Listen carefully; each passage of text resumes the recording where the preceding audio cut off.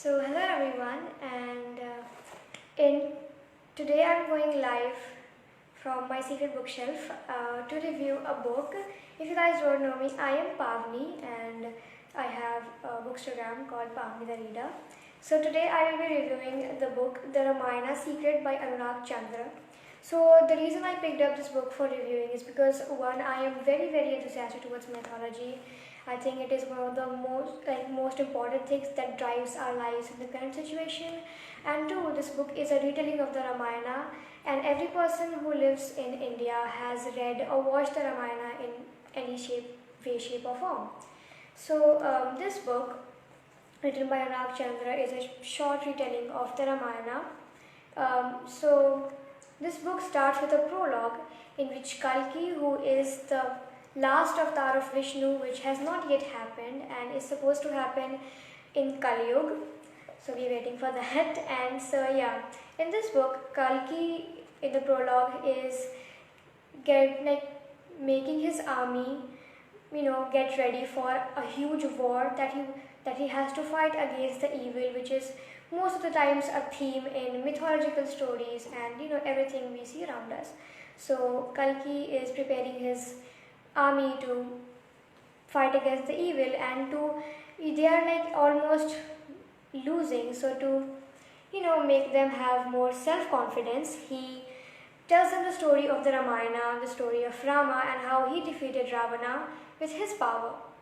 So this Ramayana, he says that the Ramayana we know of is the story that was faked. Rama wasn't the son of Dasharatha, and Sita wasn't the way she is portrayed. So the Ramayana secret actually tells you how the Ramayana happened. So when the story starts, we get to know that Patal, which we most commonly know as hell, and we think that the people who do bad things, they go to hell. And so Patal here in this story is not hell, which I think is a very nice and very different perspective, because we mostly think anything that is under our foot is bad, but here Patal is not, it is not a abode of hell, it is not a abode of evil. Patal here is actually an abode of much larger and much more advanced beings than the humans that live on the outer earth. So according to this book, the earth is divided into two parts, the inner earth and the outer earth. The inner earth is Patal, where the first generation of humans started, which grew because they did not have the sun's radiations and other harmful effects. And then life on the outer earth started. So according to this book, the life in the inner earth is much more advanced than life in the outer earth. So in this story, what happens that the people in the inner earth get to know about Ravana, who has actually stolen the different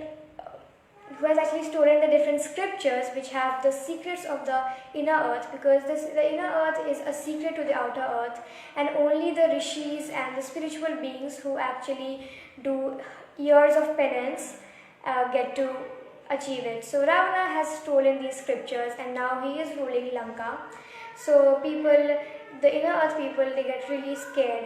So they prepare a trap, which is not exactly a trap, but they lure King Dasharatha in, and they ask him to be their ally to the outer earth. So King Dasharatha agrees, because being an ally to the inner earth that nobody knows about is a huge thing.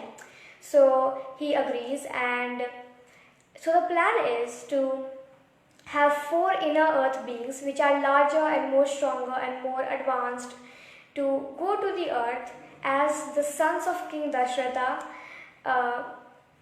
to defeat Ravana as they grow up. So these 4 beings, as you know, Rama, Lakshmana and Shatrughan, and I forgot the name of the 4th brother, Bharata. And yes, so all of them, they go to the outer earth and they live with King Dasharatha as their sons. So they are living, they are growing up, they get trained. So there is this place called Dandaka, and they go to this place and they defeat Marriage and other huge Rakshasas, and that is when they establish their strength upon the outer earth. That is when Ravana gets to know about them, and you know, to actually, so we get to the point where the the four brothers have to be like, one of them has to be chosen as king. So to prevent that from happening, what happens that uh, everybody fakes this entire thing of them going into a 14-year thing in the forest. So what happens, Rama, Sita and Lakshmana, as you guys know, they go to the forest, and they go there, they defeat the Rakshasas. That is a very weird detail, I don't need to elaborate on that. But they meet, in the way they meet Hanuman and they meet Bali, and at the point where Sita gets kidnapped by Ravana, and that is when the actual story starts. So, the story that has gone so far, what is special about it, other than the Ramayana that we know of, how it is comparable to the Ramayana that we know of. So, the Ramayana that we know of, we see it as, it's a very smooth story if you think about it, right? And most of the happenings that happen do not have an actual reason. If you have watched the Ramayana on DD National, I personally think that the death of Bali is just not explained well, and a lot of people may be confused. They may think that Rama did backstabbed him, and Rama actually did wrong. He was the wrong person in that particular situation. But in this book, the death of Bali is actually explained really nicely. So Bali is also supposed to be an inner earth being, and he is supposed to be an ally to the outer earth. But he, being trapped in his possessions, and he being trapped in his huge kingly nature, he actually becomes an evil being, and now he becomes a problem to the inner earth. So he has to be killed. So Rama is a mere tool in killing Bali. So that was a very strong reason for that.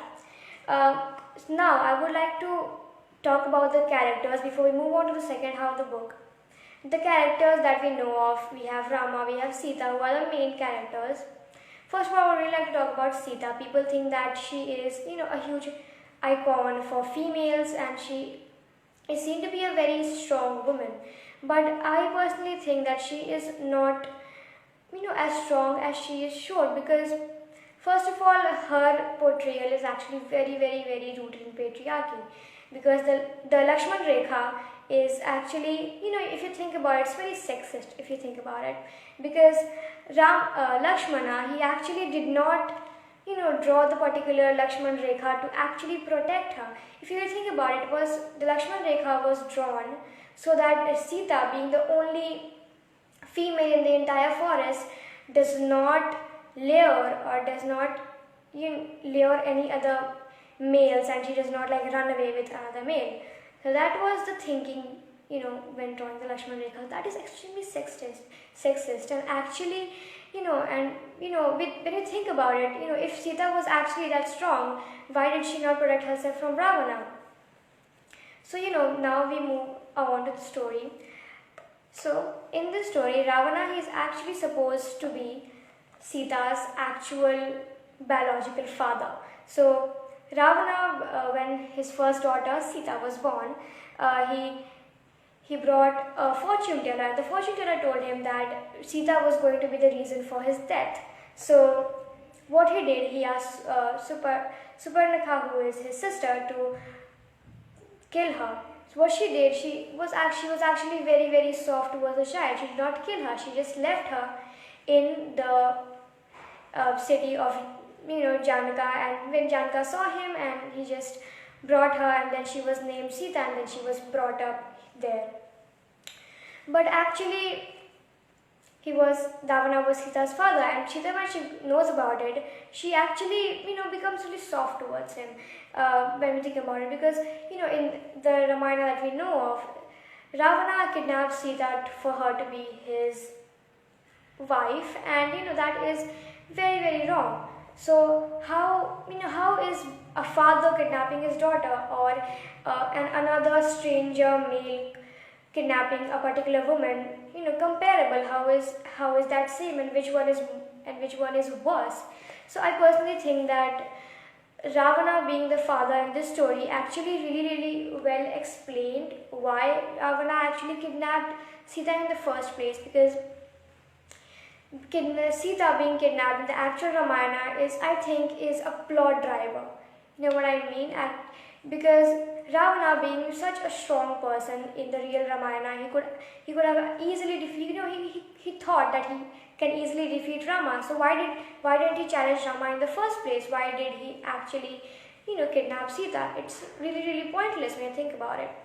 But here, since Ravana is Sita's father, and he has to he wants to know if Rama is an inner earth being or not. He kidnaps Sita, and that gives a solid reason to the abduction of Sita. Moving on in the story, the war happens, and everybody goes and everybody just fights, and in the end Ravana dies. That is the end of the Ramayana. But in the story, what I liked especially is the end. So in the end, Ravana actually understands that what he's doing is completely wrong. He actually understands that the thinking that he had about him being able to defeat Rama is completely wrong. So Ravana's son Indrajit is the last person to be alive in his entire army, because everybody, Meghna, then everybody is just dead. So at this point, he is only dependent on Indrajit. So Indrajit now, before he goes out to fight, he tells Ravana that I know that your real reason for fighting Rama is not that Sita is your daughter. It is something else, and I need to know about it, because if I go on the battlefield and I die, you please promise me that you will tell the real truth.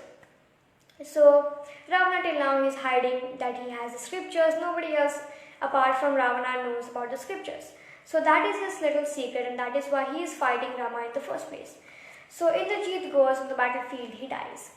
So now Ravana has understood his folly. Now he goes to his wife, he gives her the keys to the chamber where the scriptures are kept, and he says that I have now understood my folly, but it's too late to correct myself because everybody on my side is dead. So how is this comparable to the real Ramayana? So when I compare it, the first thing I think about is the Ravana being evil. So when we talk about Ravana in the real Ramayana, everything he does is extremely evil. Everything he does is said to be evil. Like every single breath he takes is basically evil. We always think about him as an evil being. But when we think about it, Ravana was not that evil. So I really liked that in this book, Anurag Chandra has really made a very very balanced portrayal of Ravana, because I have not seen that in a lot of retellings of Ramayana. Ravana here is very balanced. He understands his folly. He really understands that, oh no, what I'm doing is wrong, but I cannot correct it now. So, he is a learned being, and he is, actually a very strong figure, because in this book he's a very strong father figure. In this book he, really just wants to protect his sister. So there is a very, very, very balanced portrayal of Ravana. That is a very strong point about this book. So, after the war ends, everything happens, then Rama, Sita, Lakshmana, they go back to Ayodhya, they all, celebrate, and then Rama is crowned king. At the end of the book, Rama is said to be flawed. So in this book, there are instances showed where Rama is flawed. So I have a very, very unique take on Rama. So if I start talking about Rama, actually this will be very wrong. So I won't be able to stretch it that much. But what I think is that Rama was not as strong a person as you make him out to be. Everywhere we just think about, I need a person like Rama. People, especially old age people, they think that, if everybody was like Rama, the world would be such a better place. But no, Rama is a very, very, very flawed being. He is not Maryada Purushottam. He is not perfect. Nobody is perfect in this world, not even Rama. So in this book, there is a portrayal of Rama being a very, very flawed being. Rama has done a lot of flaws. Rama doubted Sita, that was his flaw. Rama, he just couldn't control his country. In the name of being a righteous ruler, he actually was a very weak ruler towards his country. So that is what I think is especially good about this book. So before I talk about the writing style of this book, I just want, if any of you guys have any questions about the book or the Ramayana, please drop them in the chat, so I'll answer them in the end of the session. So now I'll start talking about the writing style, because that is actually a crucial part in the book. So I think the writing style, if the writing style would have been better, it would have taken me less time to read the book, because it was very, very, very interesting. But the writing style was, it was like bumps on a road. It was a very messy writing style.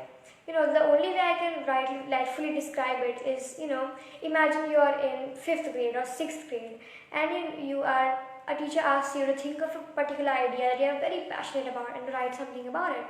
So, you think, and you get an amazing idea, you get an out-the-world unique idea, and you just want to jot that down as quick as you can, and you just write one draft, and you just submit it. You do not edit it, you don't do anything. That was how this book was. This book was like the first draft. So that is what I did not like about the writing style, but I think the plot really made up for this. So, before I end this, I want to like summarize everything that is good about this book. So the thing that are good about this book is that there are very, very well balanced characters. Rama is shown as a flawed being, Ravana is, shown as a good person for once. Sita is showed not as strong as we think of her as, and that the characters are just very, very strong. They have great depths, and that is something that is perfect about the characters. The next thing that is great about the book is that the things that are about in this book they have stronger reasons than the actual Ramayana. So the happenings, the incidents that happen, for example, things like abduction of Sita, things like the death of Bali, they have stronger reasons to happen than the actual Ramayana. When we are watching or in the actual Ramayana, we just go with it. We think like, ye ho raha hai, let it happen. But in this book, the things actually have strong reasons for them to happen. They actually have solid, logical reasons for them to happen. That is something that is amazing about this book.